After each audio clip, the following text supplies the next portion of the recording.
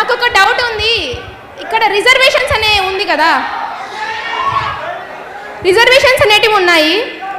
ఫ్రెండ్షిప్కి, love మ్యారేజెస్కి caste feeling లేని, చదువుకునేటప్పుడు jobs వచ్చేటప్పుడు రిజర్వేషన్స్ అంటున్నారు.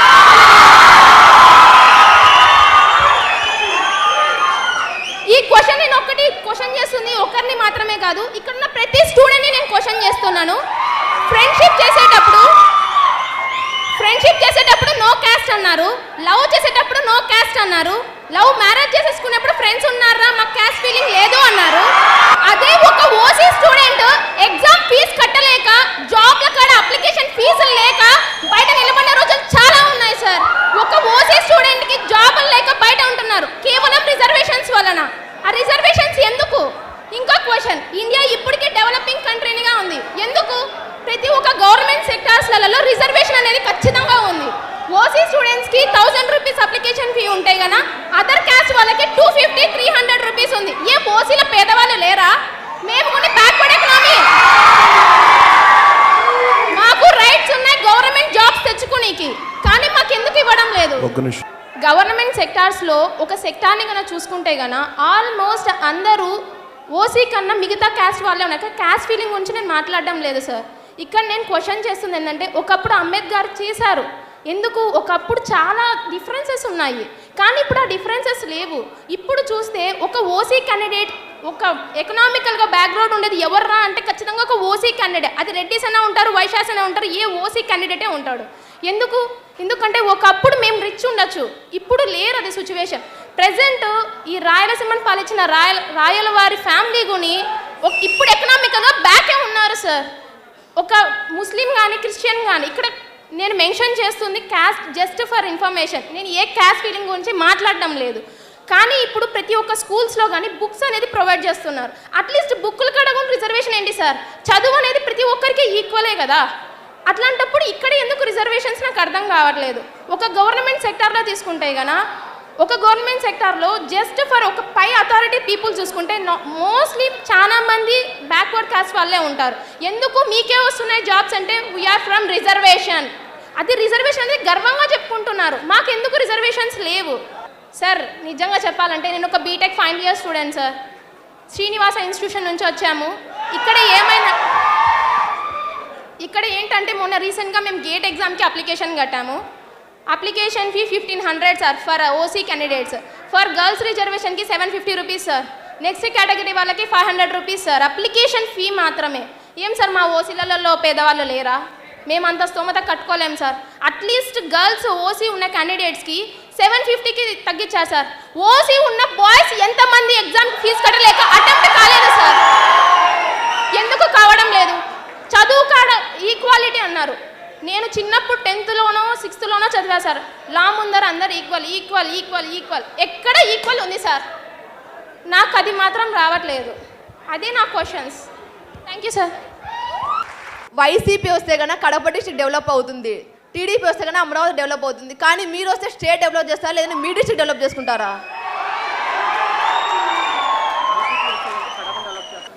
మీరందరూ విద్యార్థులు కాబట్టి నేను ఎప్పటికీ విద్యార్థిని, ఎందుకంటే నేను నేర్చుకోవడం ఆపలేదు. విద్యార్థికి కావాల్సిన మొదటి లక్షణం వినటం, నేర్చుకోవడం.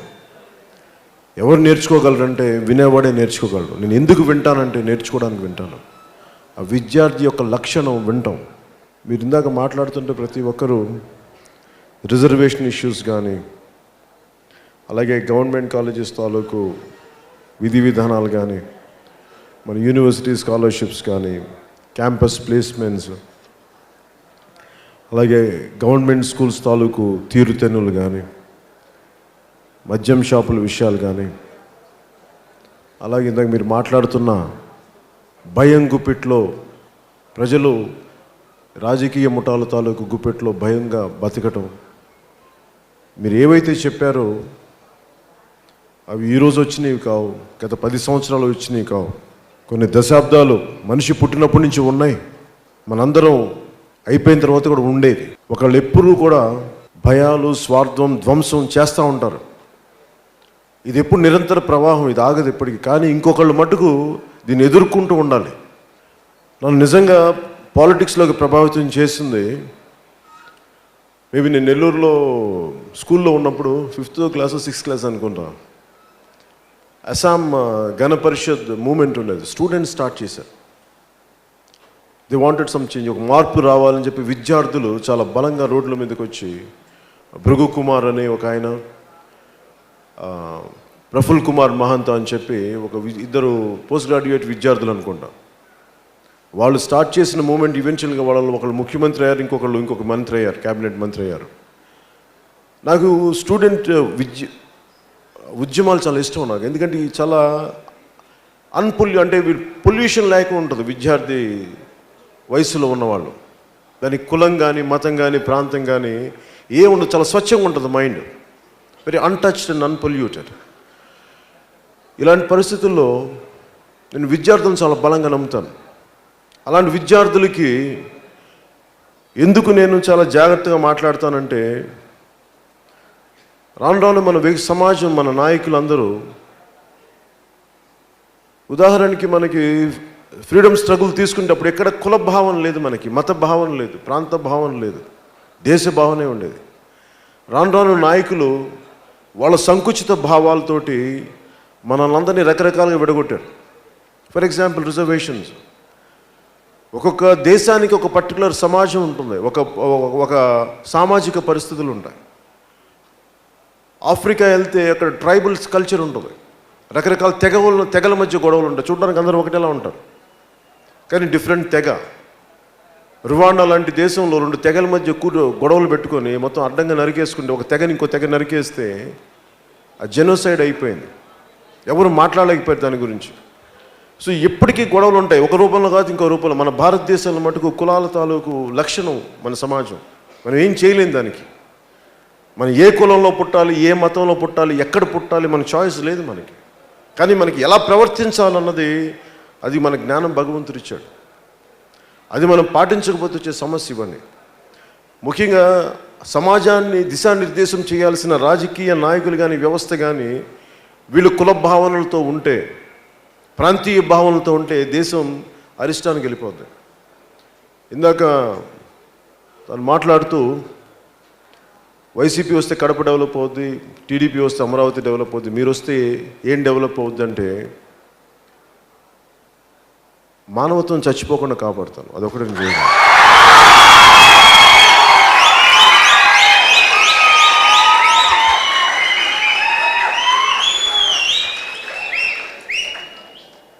నాకు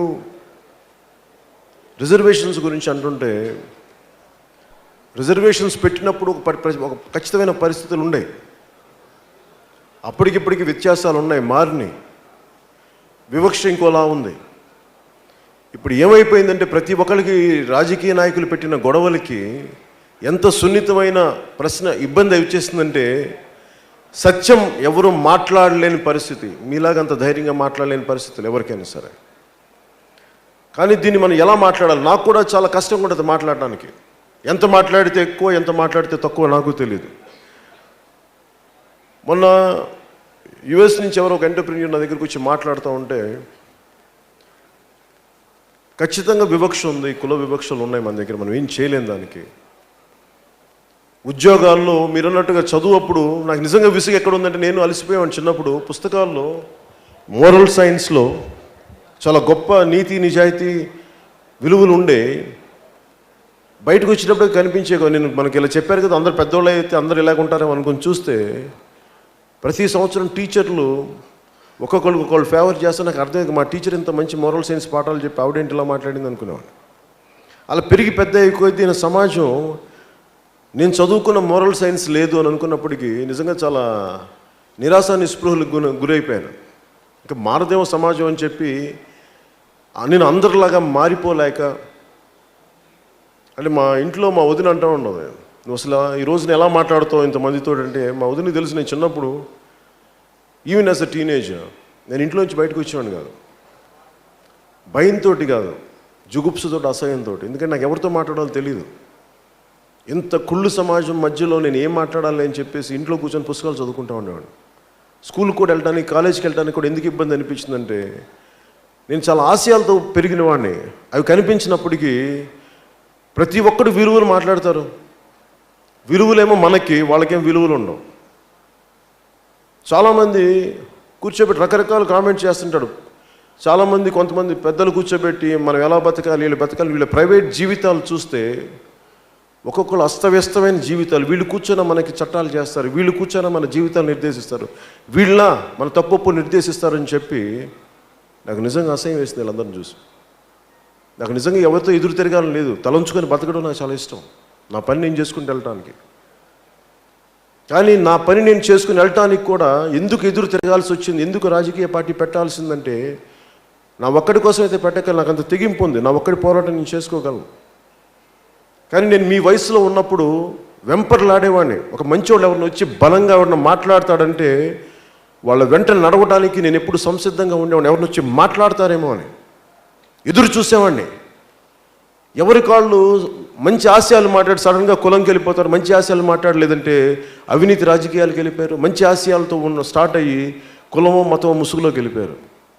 నేను అనేది దేశభక్తిని తీసుకొని దానికి కులానికి, మతానికి, ప్రాంతానికి సంబంధం లేకుండా విలువలతో ఏదైనా చేయొచ్చా అంటే,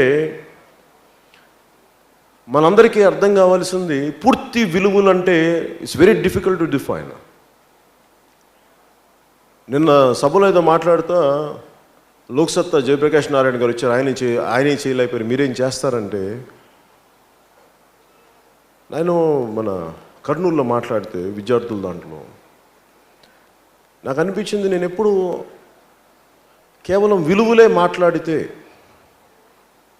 కేవలం మంచితనం నాన్న అని చెప్పేసి అమ్మ అయ్యా బాబు అంటే ఎవడు ఏంటో మాట. రాజకీయ నాయకులు అంటారా అమ్మ అయ్యా కొంచెం వినండి. మన దేవతల విగ్రహాలు ఎందుకు ఉంటాయి? 6 చేతులు 12 చేతులు ఎందుకు ఉంటాయంటే, ఒక చేతిలో అంకుశం ఉంటుంది, ఒక చేతిలో ఖడ్గం ఉంటుంది, ఒక చేతిలో వరదహస్తం ఉంటుంది, ఇంకొకటి అభయహస్తం ఉంటుంది. ఇన్ని రకాల చేతులు ఎందుకు ఉంటాయంటే అవన్నీ మనకి సింబాలజీ. అది అంటే నువ్వు కేవలం మంచి వాక్యే మాట్లాడితే సరిపోదు, మంచిని తీసుకెళ్ళడానికి అంకుశం కూడా కావాలి. ఎవడన్నా తల ఎగరేసి మంచిని తీసుకెళ్ళకపోతే తెగ నరికే కత్తి కూడా చేతిలో ఉండాలి, అప్పుడు కానీ మార్పు రాదు. కేవలం లోక్సత్తా జయప్రకాష్ నారాయణ గారు ఉదాహరణగా తీసుకుంటే, పాపం మంచి విలువలు మాట్లాడితే ఆయనని టీఆర్ఎస్ నాయకులకు చెందిన వ్యక్తి ఒక అబ్బాయి కొట్టాడు. అతను ఆ రోజు నా దగ్గర అన్న మాటలు చాలా అవహేళనగా కొంతమంది మాట్లాడారు. కొంతమంది తనను తను రక్షించుకోలేని వాడు మమ్మల్ని రక్షిస్తాడు, మేము ఉండమని చెప్పేసి. అంటే ఎందుకు చెప్తున్నానంటే, కేవలం రాజకీయ పార్టీలు అంటే ఆశయాలు ఒకటే సరిపోదు, మంచి మాటలు ఒకటే సరిపోదు, గుడ్ పబ్లిక్ పాలసీసే సరిపోవు. మంచి పాలసీలను తీసుకెళ్ళటానికి you need a very great muscle power. Muscle power అంటే కొట్టడం కాదు, మన మీద మన ఆశయాలను ముందుకు తీసుకెళ్తుంటే, దాడి జరుగుతుంటే దాడిని ఎదుర్కోవడానికి గుండె ధైర్యం కావాలి. That is muscle power. Muscle power ఉండి తీరాలి రాజకీయాల్లో. కేవలం కూర్చొని గాంధీజీ గారిలాగా సిద్ధాంతాలు పెడదామంటే ఆ కాలానికి చెల్లింది. మీరు మర్చిపోకండి, గాంధీ గారి చేతిలో కూడా కర్ర ఉండేది. ఆయన దండించలేదు కానీ కర్ర భయపెట్టేది. అప్పుడు ఆయన పక్కన ఉన్నది బ్రిటిష్ వాళ్ళ కొంచెం వేరే విదేశీయులు. వాళ్ళు సంయమనం పాటించడానికి, మేము ఈ దేశస్తులం కాదని కొంత సంయమనం పాటించేవాళ్ళు. ఇప్పుడు మన ఊళ్ళల్లో, మన రాష్ట్రాల్లో మొత్తం స్థానికులే. ఎవరిని నువ్వేంటంటే, నేను ఈ ఊరోని అంటే నేను కూడా ఇదే ఊరోని అని చెప్పి దాడి చేయడానికి ఎక్కువ ఉంటుంది. అందుకని ఇప్పుడు రాజకీయం చేయడం చాలా కష్టం. పూర్తి అహింసా పద్ధతి మంచిగా చేద్దామంటే రాజకీయ పరిస్థితులు అంతలే. మనం కూర్చోబెట్టి నమస్కారం పెడితే వాళ్ళు ఎదుటి బాంబు వేస్తే, కత్తితో నరికేస్తే ఏం చేస్తాం? తల ఉంచుకొని వెళ్ళిపోతామా? మార్పు ఎక్కడి నుంచి వస్తుంది? ఈ బ్రాందీ షాపులు ఉన్నాయి, మద్యం షాపులు ఉన్నాయి. కూర్చోబెట్టి చెప్తున్నారు, నేను మొన్న ఎవరో చెప్తా ఉన్నా, ప్రతి ఒక్కరికి మద్యం షాప్ క్రియేట్ ఇచ్చేస్తున్నారంట తెలంగాణ ఎలక్షన్స్లో. చిన్న స్లిప్ ఇస్తే ఒక్కొక్కరికి ఒక మద్యం, ఒక క్వార్టర్ బాటిల్స్, ఒక 24 క్వార్టర్ బాటిల్స్ ఫ్రీ అంట, చిన్న మన స్లిప్తో పాటు. అంటే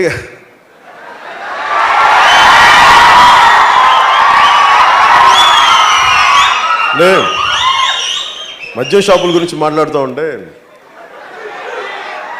నేను హైదరాబాద్లో నేనుండే అపార్ట్మెంట్ నుంచి ఎప్పుడన్నా ఆఫీస్కి వెళ్తూ ఉంటే దారిలో ఒక పట్ల రోడ్డు తీసుకుంటే పక్కన భారతీయ విద్యాభవన్ స్కూల్ ఉంటుంది, అటువైపు ఒక గుడి ఉంటుంది, ఆ మధ్యలో 2 మద్యం షాపులు.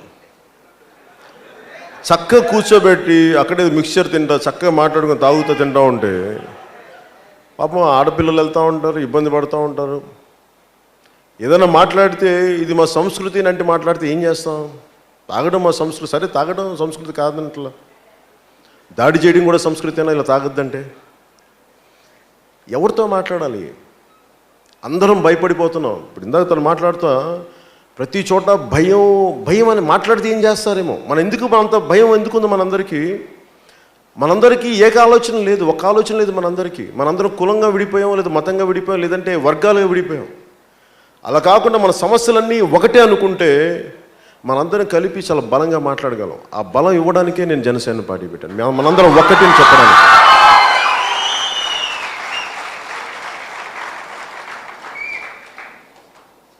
ఈ మద్యం షాపుల గురించి తీసుకుంటే నేను ఎట్లా ఆలోచిస్తున్నాను మద్యం షాపుల గురించి అంటే, మొన్న ఈ మధ్యన తూర్పుగోదావరి జిల్లాలో ఒక మీటింగ్ పెట్టాను. నేను సంపూర్ణ ప్రొహిబిషన్ పెడతాను, మద్యపాన నిషేధం పెడతాను అంటే వెనకాల నుంచి ఒకడు నో అనేది చేతులు పెట్టి ఊపుతున్నాడు. నాకు నువ్వు వంటి ఇష్టం కానీ మద్యం షాపులు బ్యాన్ చేయక. సరే నేను చూసాను, బ్యాన్ భయపడకు, పూర్తి బ్యాన్ పెట్టలే ఆగాను. నేను చాలామందిని అడిగాను, ఇప్పుడు ఇదే మద్యం షాపులు విదేశాల్లో ఉంటాయి, మా యూరోప్కి వెళ్తే ఎక్కడికి వెళ్ళినా ఏ మూలకి వెళ్ళినా బార్ ఉంటుంది. మరి వాళ్ళు మద్యం తీసుకొని రోడ్డు మీదకి ఎక్కాలి అంటే, డ్రైవింగ్ చేయాలంటే ఉనికిపోతారు వాళ్ళు. పోలీసులకు దొరికారంటే లైఫ్ టైం ఇంకా వాళ్ళకి 2 సార్లు దొరికితే ఇంక మళ్ళీ లైసెన్స్ డ్రైవ్ చేయడానికి ఉండదు వాళ్ళకి. ఉద్యోగాల్లో తీసేస్తారు వాళ్ళని ఆన్ డ్యూటీ కానీ దొరికితే. అంత కట్టుదిట్టమైన చట్టాలు ఉంటాయి. అలాగే ఇంకొకళ్ళని అడిగితే నువ్వేం తాగావన్నది కాదు, ఏం చేసావన్నది, ఏం మాట్లాడావన్నది ముఖ్యం. అది ఇంకొక లాజిక్ చెప్తా. సో నేను వీటన్నిటిని దృష్టిలో పెట్టుకొని ముఖ్యంగా బెల్ట్ షాపులు అనేది మటుకు కంప్లీట్గా బ్యాన్ చేయాలి. అదైతే నేను మనస్ఫూర్తిగా పాటిస్తాను, అది నేను కోరుకుంటున్నాను. అంటే నేను బెంగళూరు ఎప్పుడైనా ఫిజికల్ నేను పిలాటిస్ ట్రైనింగ్కి వెళ్ళినప్పుడు ఆ చిక్బళ్ళాపూర్ నుంచి ఇక్కడికి వచ్చిన యువత బెల్ట్ షాపులు ఎలా నలిగిపోతున్నాం అని చెప్తా ఉంటే, పాపం కష్టపడి పని చేసుకొచ్చి 150 రూపాయలు 200 సంపాదిస్తే 90 రూపాయలు దాదాపు ₹1,00,00,000 అయిపోతాయి. అక్కడ నలిగిపోతున్నా, ఇంటికి తీసుకెళ్ళడానికి డబ్బులు లేవు. మా కోపం వస్తుందన్న ఏదైనా చెయ్యని కర్ణాటక పిల్లలు. నాకు అనిపించింది, ఒక్క రోజులో నాకు మీరందరూ నా నుంచి చాలా ఎక్కువ అద్భుతాలు ఆశించవచ్చేమో, నేను చాలా చేసేయగలను. కానీ నేను మీలాంటి బాధని, మీ వేదన నేను పంచుకోగలను. నేను ఖచ్చితంగా చేతనైంది నేను ఖచ్చితంగా చేస్తాను.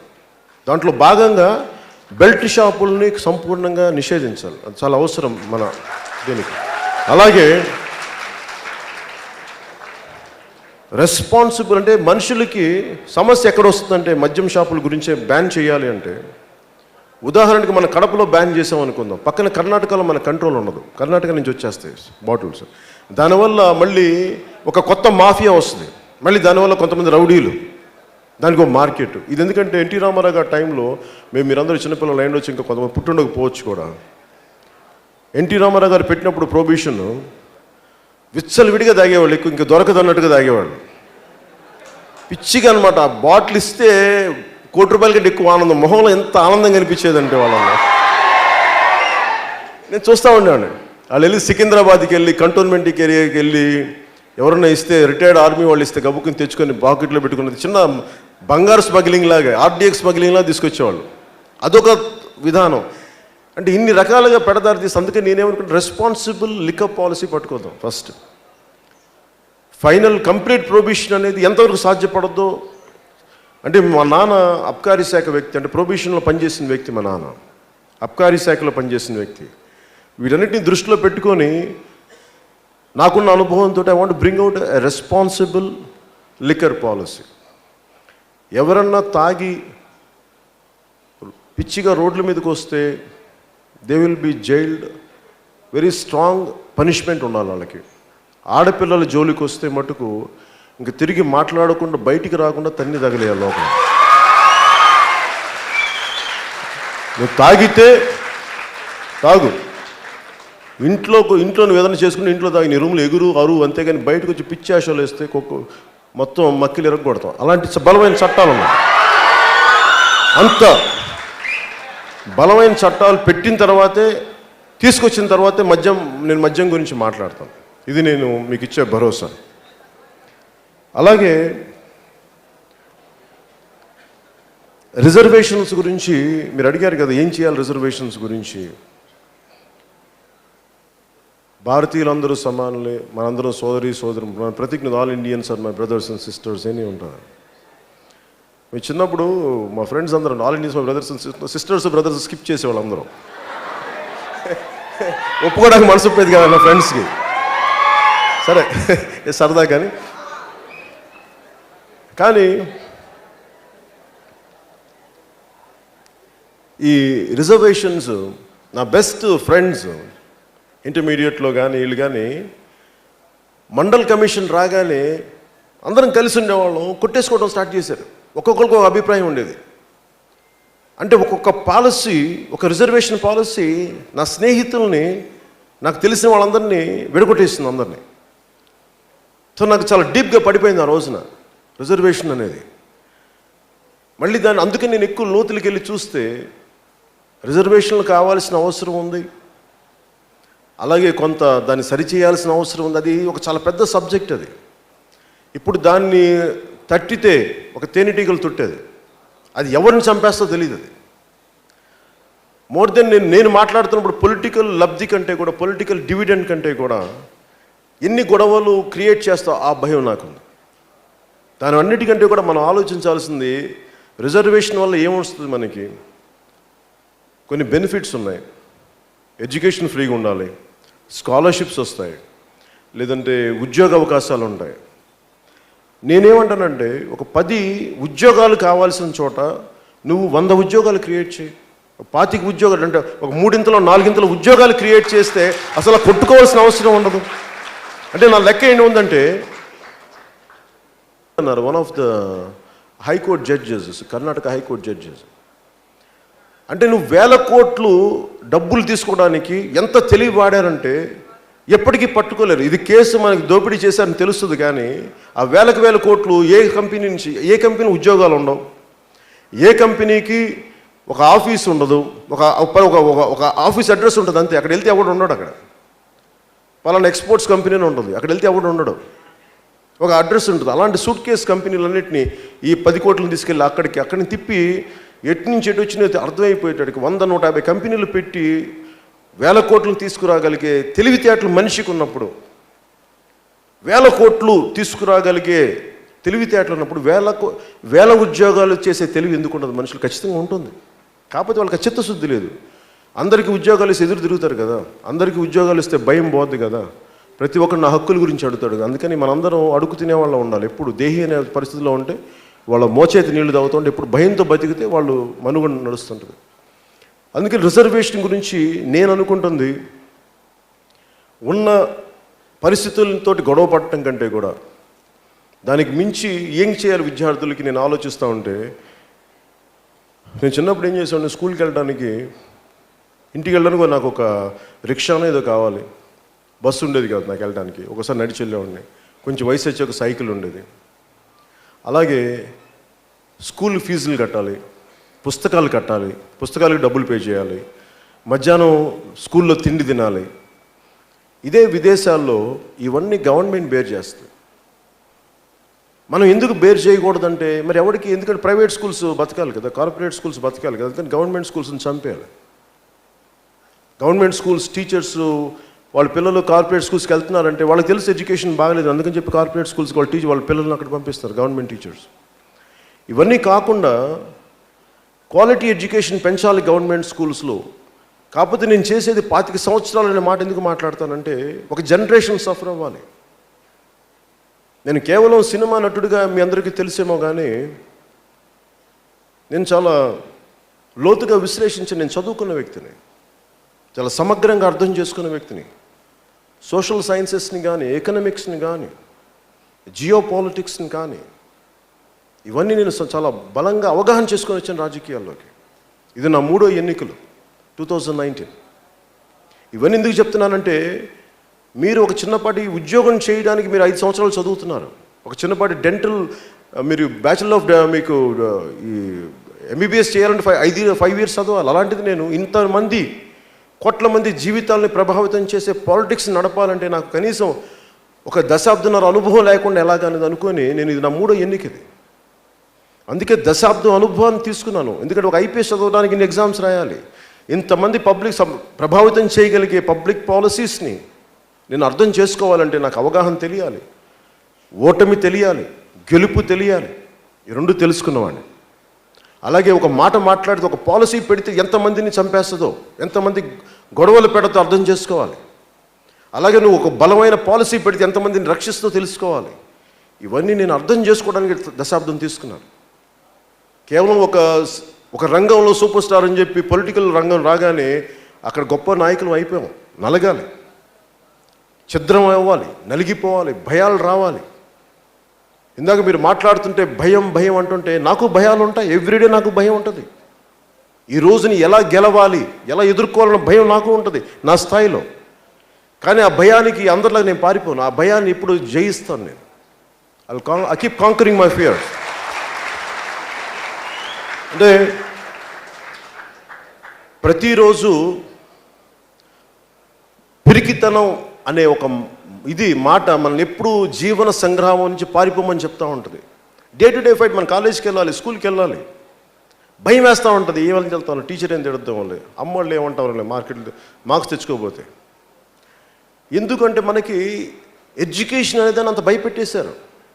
అదేదో బ్రహ్మ విద్యలాగా. కాన్సెప్చువల్ ఎడ్యుకేషన్ ఎక్కడుందో మన దేశంలో. నేను ఏం నమ్మానంటే, నేను చిన్నప్పుడు పుస్తకాలు నేను ఎప్పుడు నమ్మలేదు. పుస్తకాల్లో యాపిల్ ఇలా ఉంటుంది. What is a conceptual education? ఒక యాపిల్ ఇలా ఉంటుంది, యాపిల్ రుచి తీయగా ఉంటుంది. ఇలా అంటే మనకి ఏమర్థం అవుతుంది? Conceptual understandings to make it your experience. వాడికి ఒక యాపిల్ పట్టుకొని చూపించాలి. యాపిల్ అనేది ఎలా ఉంటుంది, కొరికి తింటే తీయగా ఉంటుంది, దాన్ని ముట్టుకుంటే దాని టెక్స్చర్ ఎలా ఉంటుంది. This is conceptual understanding. మీరు కాన్సెప్చువల్ అండర్స్టాండింగ్ ఆల్జిబ్రాకి పెట్టండి, క్యాలిక్యులస్ పెట్టండి, mathematics, any part of mathematics పెట్టండి, ఫిజిక్స్కి పెట్టండి, ఎనీ కైండ్ ఆఫ్ మీరు మోస్ట్ డిఫికల్ట్ సైన్సెస్కి పెట్టండి. కాన్సెప్చువల్ అండర్స్టాండింగ్ అని తీసుకోగలిగితే ఐన్స్టైన్ థియరీ ఆఫ్ రిలేటివిటీ కూడా చాలా తేలిగ్గా ఉంటుంది. ఇంత ఈజీగా అనిపిస్తుంది. ఆ కాన్సెప్చువల్ అండర్స్టాండింగ్ చెప్పే టీచింగ్ మెకానిజంని మన ఎడ్యుకేషన్ వ్యవస్థ చంపేసింది. జనసేన మేజర్ థింకింగ్ ఏంటంటే, ఆ కాన్సెప్చువల్ అండర్స్టాండింగ్ ప్రతి గవర్నమెంట్ స్కూల్స్కి తీసుకొచ్చే బాధ్యత, అలాంటి టీచర్స్ని తయారు చేసే బాధ్యత జనసేన ప్రభుత్వం తీసుకుంటాం. తీసుకోవడం ఉంటుంది. అన్లెస్ మనం బలమైన టీచర్ల వ్యవస్థని తయారు చేసే తప్ప బలమైన విద్యార్థి వ్యవస్థ రాదు. అసలు మనం ఎవరం కూడా రిజర్వేషన్ అనే థాట్ రాకూడదు మనకి. మనం భయం వేయాలి. చదువు అయిపోతుందంటే వెంటనే ఉద్యోగం వచ్చేస్తే నేను రెడీగా లేనేమని భయపడాలి. అలాంటి పరిస్థితులను తీసుకొద్దాం. కష్టంగా ఉంటుంది, నేను తీసుకొస్తాను. ఎందుకంటే నేను మీలాగా నేను కన్వెన్షనల్ ఫార్మాట్లో చదువుకోలేదు. నాకు ఎందుకంటే టీచర్ ఎగ్జామ్స్ అంటే నాకు చిరాకు. నా నాలెడ్జ్ని ఏంటి ప్రూవ్ చేసేది టీచర్స్ కానీ. If it becomes part of my experience, అది నాలో బీయింగ్ అయినప్పుడు ఐ విల్ ఎక్స్ప్లోర్. ఎందుకంటే ఒక థామస్ ఆల్వా ఎడిసన్ ఎక్కడ వెళ్ళి చదువుకోలేదు. ఐన్స్టైన్ ట్రెడిషనల్ స్కూల్స్లో చదువుకోలేదు. The so called inventors or entrepreneurs ఎవరు కూడా కన్వెన్షనల్ ఫార్మాట్లో ఎవరు చదువుకోలేదు. So education should be in such a way where it has to bring out one's own ability. అలాంటి కాన్సెప్చువల్ అండర్స్టాండింగ్ని బయటికి తీసుకొచ్చే విద్యా వ్యవస్థను తీసుకురావాలి. అలాంటి విద్యా వ్యవస్థ కోసం ప్రక్షాళన జరగడానికి నేను చాలా బలంగా తీసుకున్నాను. మాట్లాడితే 25 సంవత్సరాలని మాట్లాడుతూ ఉంటే, ఎందుకంటే మాట్లాడతానంటే నేను అనుకుంటున్న మార్పులు తీసుకురావడానికి అంత సుదీర్ఘమైన టైం తీసుకుంటుంది. నా అనుభవాన్ని పెట్టుబడిగా పెడుతున్నాను.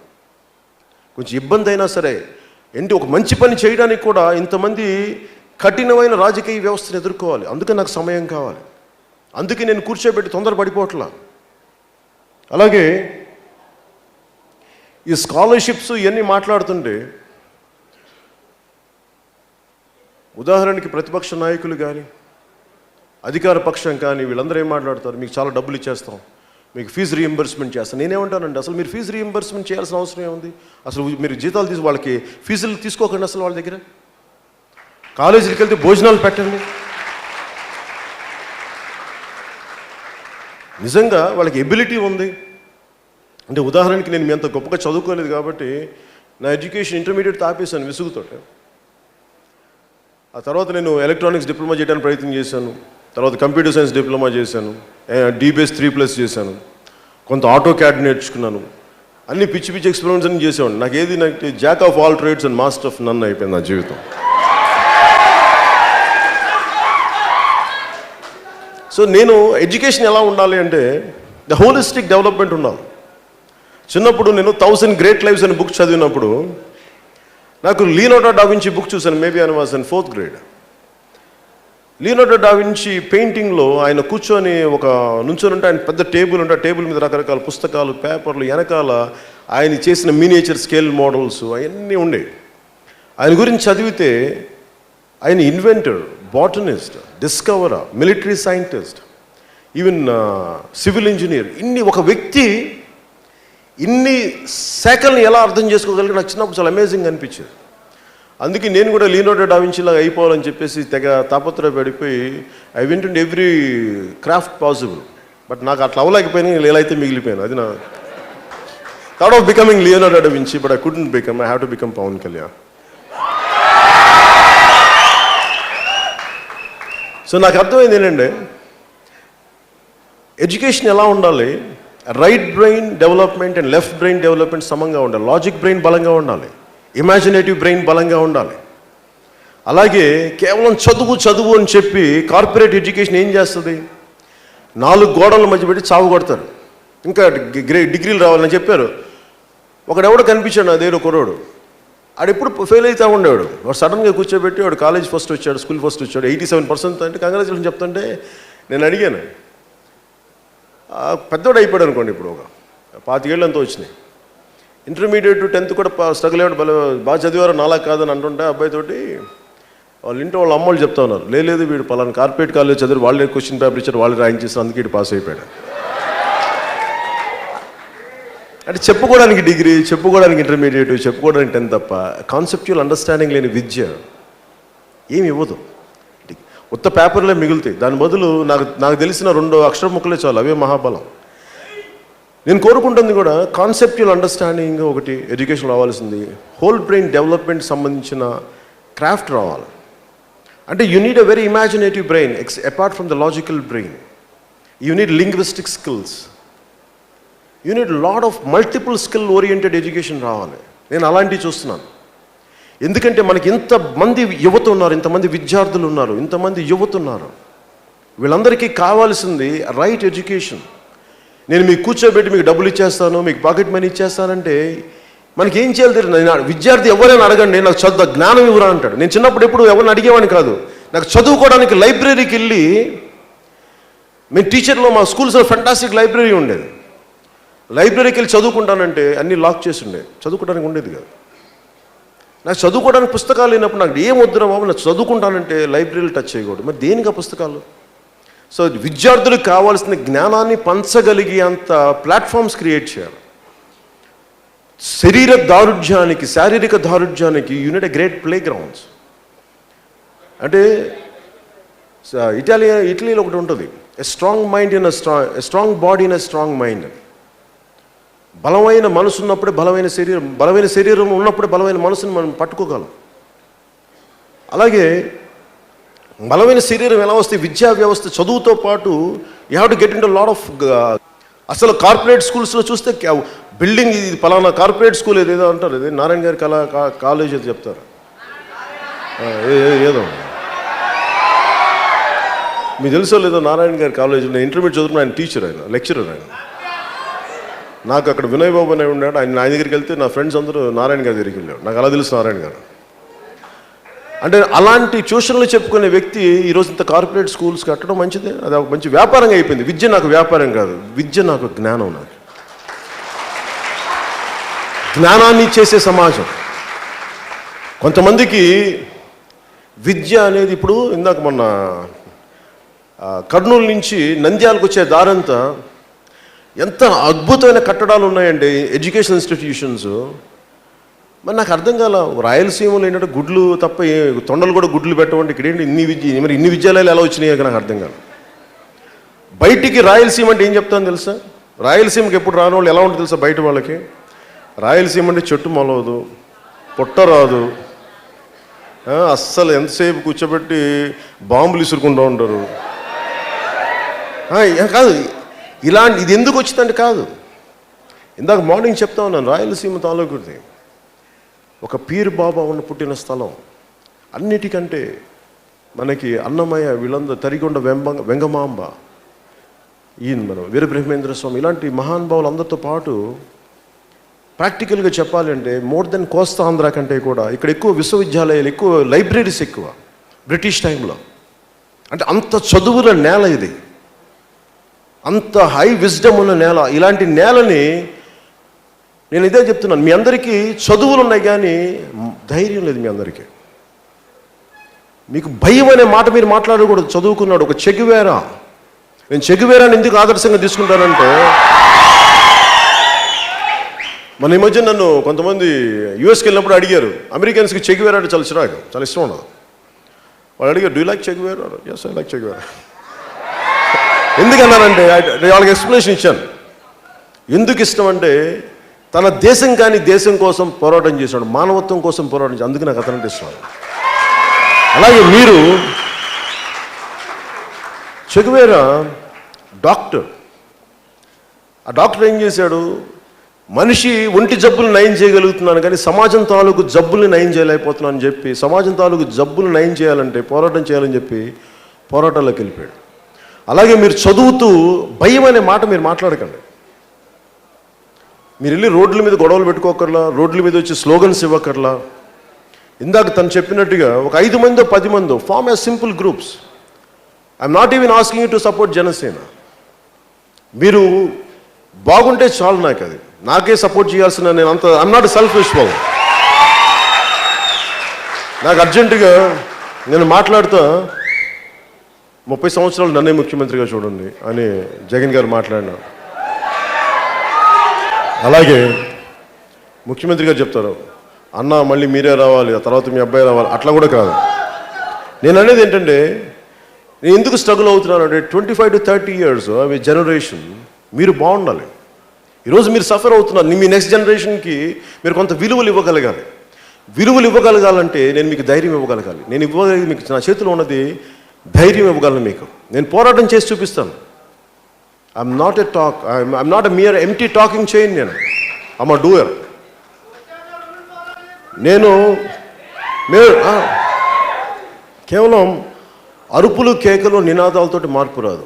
నిజంగా ఆలోచన నడిస్తే మార్పులు వస్తాయి. నేను అందుకే నేను నడిచి చూపిస్తున్నాను. మీరు నమ్మండి. నాకు భయాలు లేవు.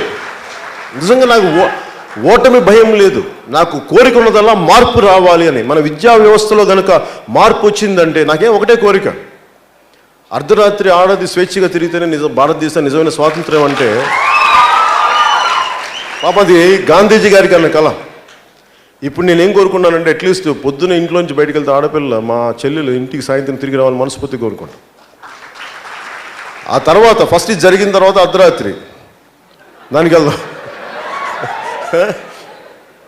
అంటే ముందుగా సమాజంలో విద్యార్థులకు కూడా నేను మీకు చెప్పదలుచుకుంది, నేను మీ అంత చదువుకోలేదు కాబట్టి నాకు మీకు మరింత అండగా నిలబడగలను. ఆ conceptual understanding, holistic thinking, holistic development కోసం I will form out very good policies for students. అలాగే వీళ్ళు ఇన్ని వేల కోట్లు ఇచ్చేస్తామని చెప్తున్నారు కదా, నేను ఒకటే కోరుకున్నాను, విద్య ఒకటి, వైద్యం ఒకటి, 2 ఉచితం చేయాలి. ఖచ్చితంగా ఇది ఉచితం చేయాల్సిన పరిస్థితి ఉంది. ఎందుకంటే ఈ 2 ఇవ్వగలిగినప్పుడు, ఈ 2 ప్రభుత్వం భరించగలిగినప్పుడు, క్వాలిటీ ఎడ్యుకేషన్ పెంచగలిగినప్పుడు ఎకానమీని మీరే చాలా బలంగా తీసుకొస్తారు. మీకు ఆకలి లేదు, మీకు చదువుకోవడానికి ప్రత్యేకమైన పరిస్థితులు ఏర్పడినప్పుడు మేబీ మీలో ఎంతమంది ఎంటర్ప్రీనియర్స్ అవుతారో, మీరు ఎంతమంది శాస్త్రవేత్తలు అవుతారో, మీరు ఎంతమంది ఎన్ని రకాల ఇన్వెన్షన్స్ ఇన్నోవేషన్స్ దేశానికి పట్టుకొస్తారు, దానివల్ల ఎన్ని లక్షల కోట్ల దేశానికి ఆదాయం వస్తుంది ఎవరికేం తెలుసు. మేము ఇవ్వగలిగేది I want to give you free education and make sure that I'll give you don't have to pay a single rupee. That's the kind of policies I want to bring it through Janasena. This is what I'm willing for. అలాగే మనం విద్యార్థులు కూడా అడుగుతుంటే పాపం bus పాసులకి నేను ఇమ్మీడియట్గా చేయగలిగేది విద్యార్థుల మటుకు అసలు ట్రావెలింగ్ ఎలవెన్స్ అనేది కాకుండా అసలు మీకు బస్ పాసెస్ మీరు ఏ బస్సులోనైతే ఎక్కడికి వెళ్ళగలిగే ఒక ఉచితమైన పరిస్థితుల మటుకు నేను తీసుకొస్తాను మీకు. అది మీకు ఎలా ఉండాలి అంటే మళ్ళీ గవర్నమెంట్ ఆఫీసులకు వెళ్ళేది పట్టే ఉండకూడదు. మీకు జస్ట్ స్టూడెంట్ కార్డు చూపించి if you could read it, ఎవరు నో చెప్పకూడదు. ఒకవేళ ట్రైన్స్లో ఎక్కాలంటే will make sure will speak to central government railway authorities. మనం మాట్లాడుకొని వీల్ పే, ఇంతమంది విద్యార్థులు ఉన్నారు మేము వాళ్ళకి పే చేస్తాం. ముందు ట్రావెల్ ఒకటి కట్ డౌన్ చేయాలి. అలాగే విద్యార్థుల కోసం ప్రత్యేకంగా కాలేజీల సముదాయాల దగ్గర మెస్సులు పెట్టిస్తారు, క్వాలిటీ ఫుడ్. ఎందుకంటే మీరు ఆకలితో ఉన్న కడుపు అలాగే మనకి న్యూట్రిషన్ లేని తిండి తింటే మీరు ఏం చదవగలరు. చదువుతున్నప్పుడు ఒక పేపర్ మీద, ఒక తెల్ల పేపర్ మీద ఒక నింపాలి అంటే ఇక్కడ నుదుటి రక్తబొట్లు కారుతాయండి, ఒక రైటర్ చెప్తారు. అలాగే మీరు ఒక మేధో మదనం జరగాలి అంటే lot of chemical changes will happen in the body. Dry up అయిపోతాయి కెమికల్స్, దానికోసం తగ్గ న్యూట్రిషన్ ఫుడ్. ముఖ్యంగా కాలేజెస్ దగ్గర వీళ్ళు అన్నా క్యాంటీన్ కథలు చెప్తా ఉన్నారు, మంచిదే ఇవ్వండి, నా సంతోషం. కాకపోతే విద్యార్థులకు సంబంధించి I will make sure there will be free canteens available from the government with quality food. నేను గవర్నమెంట్ రాగానే చేయగలిగేది ముందు మీకు ట్రావెల్ ఫ్రీ చేస్తాను, 2 I will make sure that I'll get you the right canteens with nutritious food. ఈ 2 చేస్తాను. మూడోది ఫీజులు ఒకటి మటుకు ఎలా కట్టాలి, ఎంతమందికి చెయ్యాలనేది మటుకు దాని మీద కొంచెం అవగాహన చేసుకొని మాట్లాడతాను. ఎందుకంటే నాకు ఈ 2 మీద చాలా స్పష్టమైన అవగాహన ఉంది, అందుకే నేను స్ఫుటంగా చెప్పగలను. కానీ ఎడ్యుకేషన్కి అసలు మీరు డబ్బులు లేకుండా ఎలా ఉండాలి అంటే ప్రతి ఒక్కళ్ళకి పర్టికులర్ టెస్టులు పాస్ అయితే అసలు దాని విధి విధానాలు ఎలా అనేది maybe I let you know in another 15 days. That's all I can say. మీకు ఈ స్కాలర్షిప్స్ కానీ ఇవన్నీ let me come out with a proper plan. అలాగే నా దగ్గరికి చాలా క్వశ్చన్స్ వచ్చినాయి. మీకు యుద్ధం వస్తుందని 2 ఏళ్ల ముందు ఎలా తెలుసు అని ఆళ్ళగడ్డ సభలో అన్నారు. అలాగే మీరు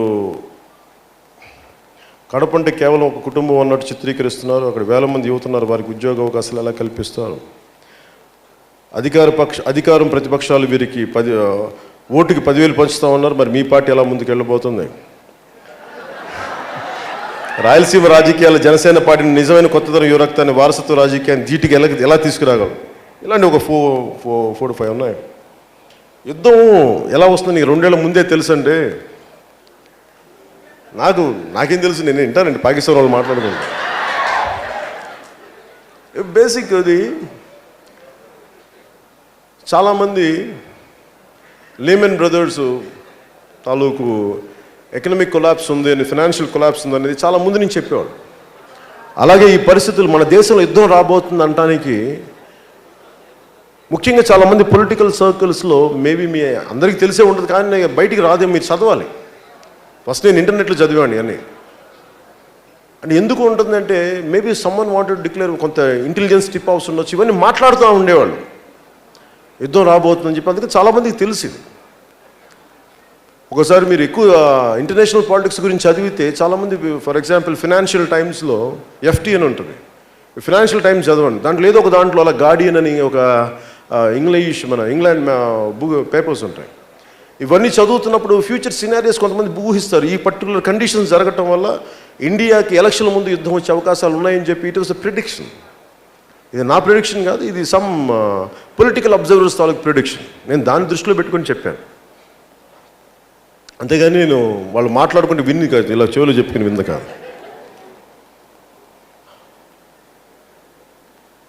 కడప అంటే కేవలం కుటుంబం అన్నట్టుగా చిత్రీకరిస్తున్నారు. కడప అంటే ఒక కుటుంబం అని ఎవరు చెప్పారు? ఒక 15-20 కుటుంబాలు కడప అంటే. ఒక కుటుంబం ఇంకో కాదు, చాలామంది కొన్ని కుటుంబాలు గ్రామాలు ఇందో చెప్తున్నట్టుగా ఇది మారాలి అంటే ఫస్ట్ మీకు గుండె ధైర్యం కావాలి. గుండె ధైర్యం అంటే కూర్చోబెట్టి ఆంధ్రకేసరిలాగా చొక్కా చించుకొని గుండెలు చూపించడం కాదు. అలా అయితే వీళ్ళు నిజంగా బాంబులు చంపేస్తారు మళ్ళీ. అలా ఎలాగన్నా మీరు దేన్నైనా సరే ఆలోచనతో కొట్టగలరు. Intellect, mere muscle power is not enough. Intellect కెపాసిటీకి you need a very strong muscle power. Muscle power అంటే ఏదో కూర్చోబెట్టి ఒకరోజు అల్లరి చేసేయడం కాదు, ఒకరోజు నినాదాలు ఇవ్వడం కాదు. మీరు బలంగా ఒక ఆశయాన్ని తీసుకెళ్తున్నప్పుడు మీకు అనుకూలంగా ఉన్నప్పుడే ఒక అడుగు ముందుకేయండి, అనుకూలంగా లేనప్పుడు 10 అడుగులు వెనక్కేయండి. కానీ ముందుకెళ్ళటం మటుకు మర్చిపోకండి. అందుకనే మీకు యోగి వేమన్ యూనివర్సిటీలో అవకతవకలు కానీ, ఇన్ని లక్షల మంది, దాదాపు 3 లక్షల మంది బయటికి వెళ్ళారు, కనీసం 50,000 మందికి ఉద్యోగాలు వచ్చినాయి అంటే ఇవన్నీ మాట్లాడటానికి ఎవడు లేరు. ఎమ్మెల్యే ఎంపీగా అయిపోగానే నాకు ఇన్ని కాంట్రాక్ట్లు వచ్చినాయి, ఇన్ని వేల కోట్లు సంపాదించిన, ఇన్ని భూములు ఉన్నాయి, దీని మీద ఉన్న వాళ్ళకి ఇవన్నీ మాట్లాడాలంటే మీలోనే చైతన్యం రావాలి. నేను ఒక్కనే కూర్చొని ఇన్ని లక్షల మంది పని, ఇన్ని కోట్ల మంది పని నేను ఒక్కనే చేయడం అసాధ్యం. నేనేం చేయగలను, నాదైన స్థితిలో నేను చాలా బలంగా పనిచేయగలను. మీరు మార్పు, మీరు చైతన్యం వచ్చి నేను నిలబడి ఉంటాను మీకోసం. ఎందుకంటే అందరం కలిసి పోరాటం చేయాల్సింది, నేను ఒక్కనే కలిసి పోరాటం చేసేది కాదు. అలాగే యూనివర్సిటీస్లో ఉండే ఈ స్కాలర్షిప్స్ కానీ ఇవన్నీ I make sure will bring out right policy to correct it. That's all I can promise you as on today. అలాగే